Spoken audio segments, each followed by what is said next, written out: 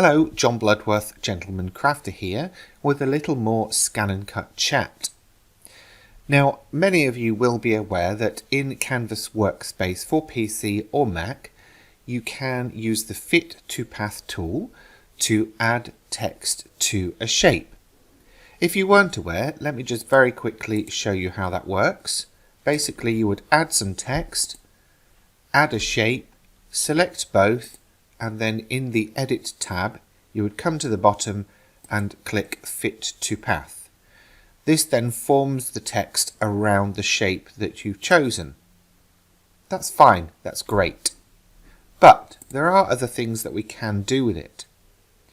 So for example, here, we can actually fit text along a path that we've drawn. Again, it's the very same principle. You draw the path, you add the text, you select both, and then in the Edit tab, you would fit to path. And you can of course use the little blue cross to move that along the path to find the appropriate place to position your text. But what if we have an irregular shape that we've imported from somewhere and we actually want to flow the text along that shape rather than fit it to the outside edge? Well, this is possible, and I'll show you here. So you can see I've got the text flowing along the center there, but it's a slightly different method to in fact, actually, it's not a slightly different method. It's basically combining these two methods. So we start with a shape, but we also want a path. And there's a specific way that we go about getting that path. Let me shut all this down and then I can show you.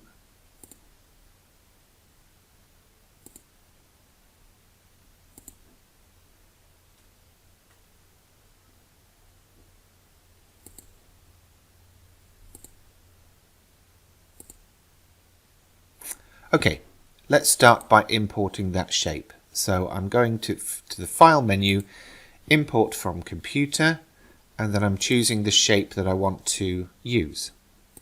And that's this one.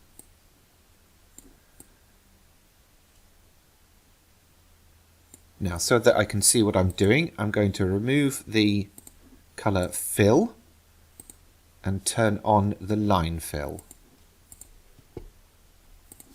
Okay, so we have our shape. What's next? Well, we need to duplicate it so that we've got a second copy.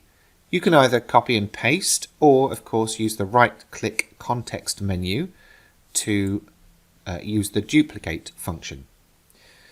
Now what we need to do is enter the path editing mode. So what I will do is move my cursor over the already selected shape and then click again.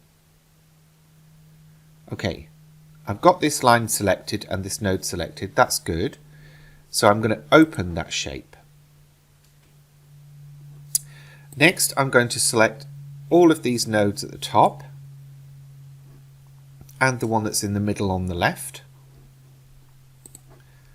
and delete them. So all I'm left with is that line. Now I will lock the original shape just so that I don't accidentally select it. And then I will move this line into the middle. Now I need to add some text, so I will use the text tool. Let's just type a random word in. Congrats. Now that I have that, I will apply a color fill just so I can see better on screen. And then I need to select this and the path.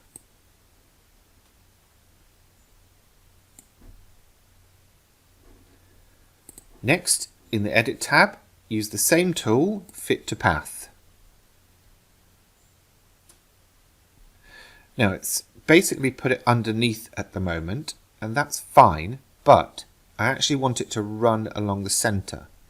So I will go to the vertical alignment and choose middle. That's now put it where the text, at the middle of the text, runs along the path. I can again use this little blue cross to move it into the center. Now, in order to rotate this, I'm going to use the rotate handle. So rather than anything else like the flip tools, I am just going to rotate it. Now for me this works because it's a very similar shape running both ways. However, for you, you might find that the flip function would work better. Okay, there we go. Now, what if I want to resize the text? Okay, well, here I can't, because if I resize this, I'm resizing the line as well. So I'll undo that using Control Z, reselect the text, and then click on it again to enter the text editing mode. Now I can resize the text and it will automatically recalculate the position of the text. I would need to move that along the line though, again, so that it fits within the boundaries of the original shape. Click anywhere off the mat and we're almost done. Just one more thing to change, and I will change this text to draw. So now the important part here really is the fact that we've got the shape, which is this one here, and we've got the text, which is this one here.